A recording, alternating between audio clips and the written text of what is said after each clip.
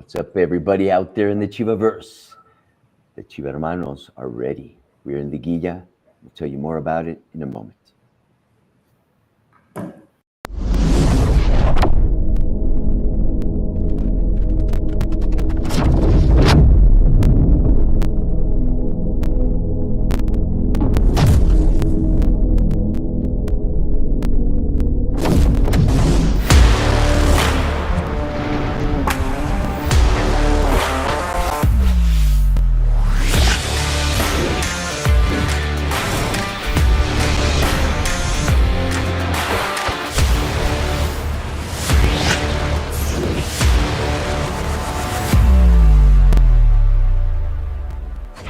Good afternoon, Mr. and Mrs. Latino America, and all you Chiva Hermanos and Chiva Hermanas around the globe. All you mothers and misters, Chiva brothers and sisters. Welcome to We Got You Live. We're transmitting directly from the Perla Tapatía, home to the most glorious of teams, el Club Deportivo Guadalajara.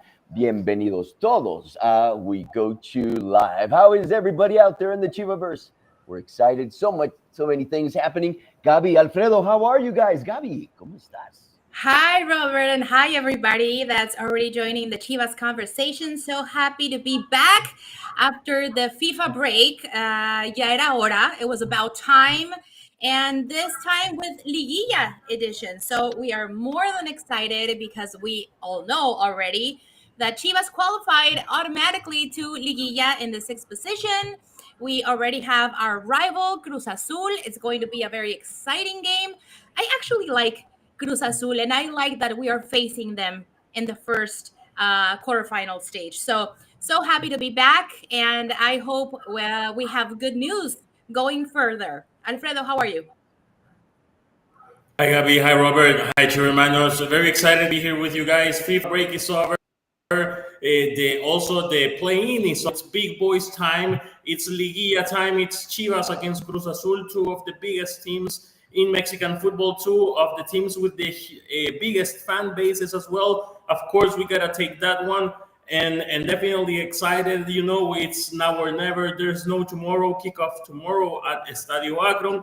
For the first leg, we have plenty of material. We have quotes we have interviews with Roberto Alvarado, with Cotorro Gonzalez, the word to watch, everything, absolutely everything you need to know before tomorrow's big game and before the big series of the week as well.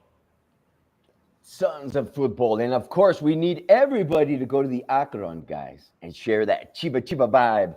Because the Akron, when it's full, la rompemos. La rompemos. Gabi, everybody, what's going on out there? I think we've been doing pretty well. 8 goals in 2 matches. Okay, we have been the best team to finish off the regular season, and now we're coming up against Cruz Azul. Now, before I give you guys the floor, I have a guilty confession to make, guys. Throw it. You want to know? Yeah, sure. One of my favorite teams, well, actually, my favorite team when I was a kid was Cruz Azul. Or was it? Why? Because of this goalie they had. They had a great bunch of goalies at that time. One of them was Ferrero, and of course, El Superman Marin. Yes. Yeah, that guy, man. And I used to play goalie because I suck with my feet. You know, I was the gringo. Yes, I sucked. So they made me play goalie, and I wanted to be Marin, man. I love the way he flew. And I don't know, unfortunately we lost him, you know, to a health issue. But man, that guy was all heart. One of the best Argentine players to ever grace Mexican football, in my opinion. So Gabi, what's up? Sir. What's going on? Tell us. What are you expecting tomorrow? So to your point, I just want to say also, I have a very special spot in my heart for Cruz Azul. One of my uncles played in Fuerzas Básicas of Cruz Azul a long time ago. And my brother is a Cruz Azul fan, so the bets are already running in the family. And I really like them. I think they're a very good team, and there's no beef whatsoever between us. So I like them naturally. So I just know that it's going to be an amazing game. And going back to the history, what leads to this first stage of the Liguilla, of the quarterfinals, I think, as you were saying, we were the team that was like the, how do you say this? Like the underdogs. Like we were like the black horse of the tournament going back, like in the final stages of the regular season. I think, and I am allowed to say this right now. I don't care because the results are there. But I think at the end of the stage of the regular season, we were the team that everyone was afraid to face. Oh yeah, for sure. And we were talking about this in the last couple of shows when we were about to face Monterrey, when we played against like all of these games that we recently won consecutively, with not only winning but with amazing games, with amazing goals. Obviously, we have campeón goleador under our belts. So I think right now Chivas is like the team to beat, if you ask me. So I think it's going to be a very good game. Of course, we closed the strongest in the regular season. We could have done better, actually, but that's in the past. The present is that we qualified directly to Liguilla in the 6th position, and we are facing quarterfinals against Cruz Azul. And I'm pretty sure that is going to be a very exciting game tomorrow in El Agron. That's true. That's true. Alfredo, what do you think has been the reason for a strong close this season? Yeah, I gotta say that having the idea very clear since the beginning was important. Applying Milito's idea since the very first day, even though we didn't have the results at the beginning, but sticking to it and staying firm to the footballing philosophy that the coach wants to implement and is implementing. I think that's been very important, staying resilient in defeat, no doubting, and following the playbook regardless of what happened in the pitch, and of course what happened in the scoreboard was, I think that has been key. This team is an example of believing in a footballing philosophy, even if results don't accompany you, but if you keep it up, results will actually come as we were seeing them. And I was one of the few rare guys who at the beginning of the season was saying that Chivas was actually playing well, and some people laughed at me, but now everything speaks for itself, and now we're not only playing well, but we're playing even a lot better than we were at the beginning of the season, because these last matches, the speed at which Chivas moves the ball, the intensity at which Chivas circulates the ball around the pitch, it's just fantastic. The way that the aggressiveness of the team when preparing the positional play after losing the ball for a high pressure, mid pressure recovery, it's just fantastic. If I would not be a Chivas fan, I will still enjoy watching this team because they provide spectacle for the spectator. That's true, man. And and I've got to say it's going to sound a little vulgar, but they're playing some ballsy football. I don't think they care anymore. It's the truth. All those real golpes that we had in the middle of the season, I think at the end they just said, let's just play football, man, and have a good time. And I can see it. They're not afraid of anybody. It's incredible. And I can see it, the smooth way that they're playing. And talking about smooth, let's listen to El Piojo and what is his impressions of what's going to go on tomorrow. La situación que estés, el equipo tiene claro lo que quiere y seguimos trabajando, metiendo. La competencia, como te digo, es muy buena y todos quieren jugar, todos quieren estar en el 11 titular, entonces creo que eso hace que todos los entrenamientos compitamos al tú por tú y al final creo que eso es lo que te va a dar para estos partidos de liga. Sí, un rival bastante complicado, como dices, sabemos que es un equipo que juega muy bien, conocemos al técnico que ya ha estado mucho tiempo en el fútbol mexicano, conoce bien la liga y creo que ha llevado a Cruz Azul a estar siempre en los primeros lugares, ¿no? Y que, como dices, juegan bastante bien, pero nosotros tenemos claro el objetivo, tenemos claro lo que queremos, sabemos que tenemos que jugar como lo hemos venido haciendo, a muerte, obviamente no se la vamos a poner sencilla tampoco, ¿no? Y obviamente queremos pasar, queremos seguir avanzando y pelear por el título y creo que es lo que vamos a hacer. Obviamente necesitamos también del apoyo de la gente, que sabemos que el primer partido va a ser acá en casa y hay que hacer pesar el estadio, ¿no? Y haciendo las cosas bien también para seguir generando esa ilusión en el equipo y con la gente. I like that attitude. He said it well. What's your impression on that, Gabi? What's he trying to say between the lines? Well, what I take is that, well, first of all, he's facing his ex-team in a final stage, in a Liguilla stage. So that should be exciting for him. He knows the team. And what he was saying, like, we are not going to put it easy. It's not going to be easy for them. It's not going to be easy for anyone. But in the sense that we are playing at home first, gives us a little bit of advantage. And I think that's the key.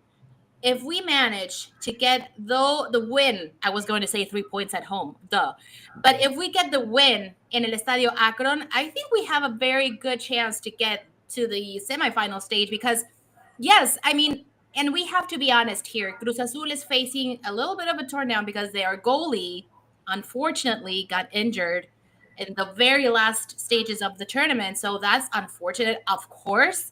And that, of course, is just takes away momentum from them. So, I mean, aside, I think Chivas right now closed better this season. And I think, again, and I'm going to say it again and probably like 5 more times during the show, we are the team to beat right now. So, yeah. We are the team to beat. And Cotorro Gonzalez thinks the same. Hector, help us with that, my friend.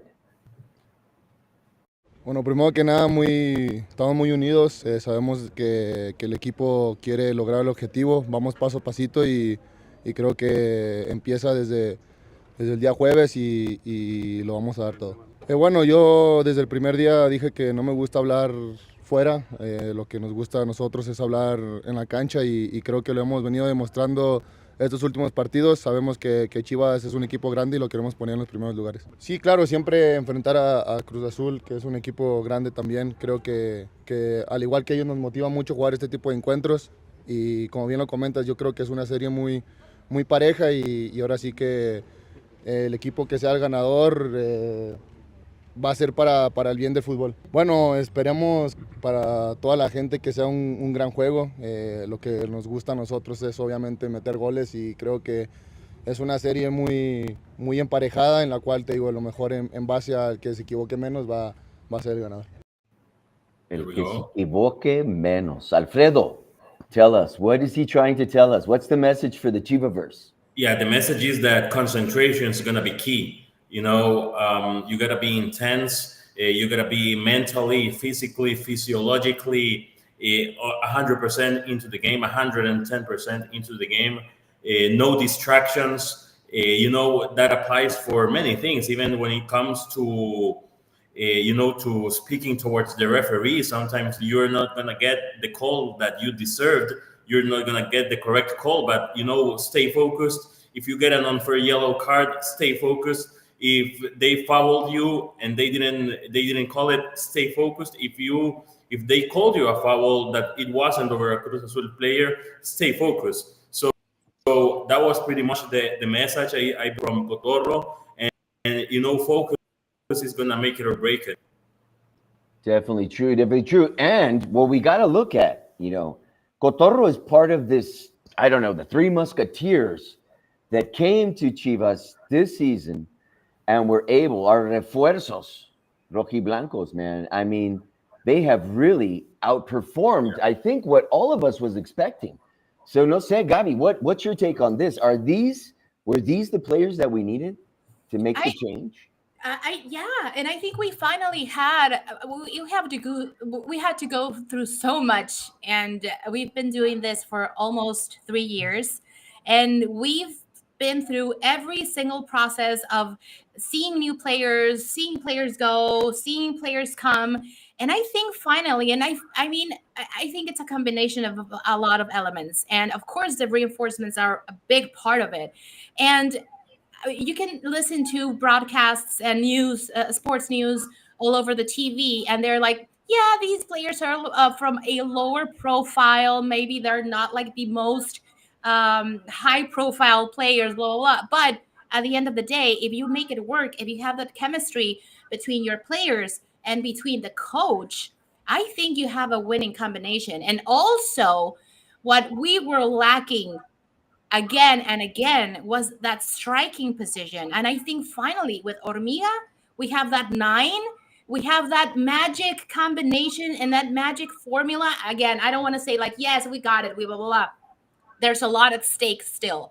But I think the combination of the players that came, what they're doing, the coach, every single piece, it's working perfectly, and we can see that. And again, we are a team that is very dangerous right now, and everybody should be looking up to Chivas right now. And especially, I'm going to point this out right now, because with all Mexican players, and we know that we have like a hardish time because Mexican players are like very overpriced, right? Sometimes because Chivas cannot afford blah, blah, blah, blah, whatever. But I think we have that exact combination that works right now with the players, with the team, with the coach, with everything. Like, it's working. I'm sorry. We're all in sync, man. The Chivaverse. I got a feeling, my friends. I got a feeling something might be in the air. It might be in the air. My tocayo did this about Richie Ledesma. Let's take a look at this. Las incorporaciones de Chivas para la apertura 2025 fueron más que acertadas, pero si una fue determinante en momentos decisivos, fue Richard Ledesma. Su llegada del fútbol europeo causó muchísima expectativa y respondió con una lectura del juego impresionante. Por dentro, por fuera o como carrilero, el dorsal 37 rojiblanco participó activamente en el equipo de Gabriel Milito, y prueba de ello son sus 6 pases de gol en el certamen, que lo confirman como el mejor asistidor del cuadro tapatío. De hecho, Richard puso su granito de arena para que Armando González consiguiera el título de goleo de esta apertura 2025, asistiendo el gol más importante de la Hormiga ante Rayados en la última fecha. No cabe duda de que Richie cayó de pie en Chivas, y con la fase final a la vuelta de la esquina, Ledesma será una de las claves para que el rebaño tenga una gran liguilla, y por eso vamos a repasar sus 6 asistencias.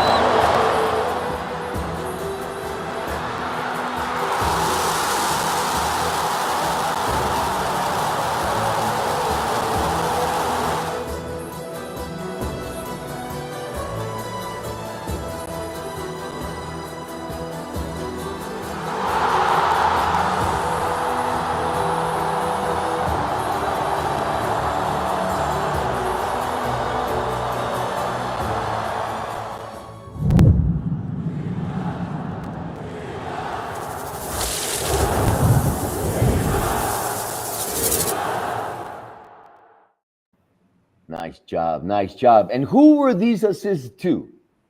Right? They were to, one of them was to Santi Sandoval. To Brian. Goal. Yeah, he gave to Armando Gonzalez as well. Cotorro Gonzalez, the bicycle kick in Puebla. That was lovely. And we had a few more, maybe more than one to Armando. Actually, 2 to Cotorro. Both Cotorro goals were Richard Ledesma assist. So 1 to Roberto Alvarado as well. So I think that we've got them pretty much covered. Those 2 were just beautiful. The 2 for Hormiga, 2 of the 10. So incredible. What I was trying to point out though was the young players have come out and they're going to make the difference. Totally. What are our predictions, my people? What's going to happen?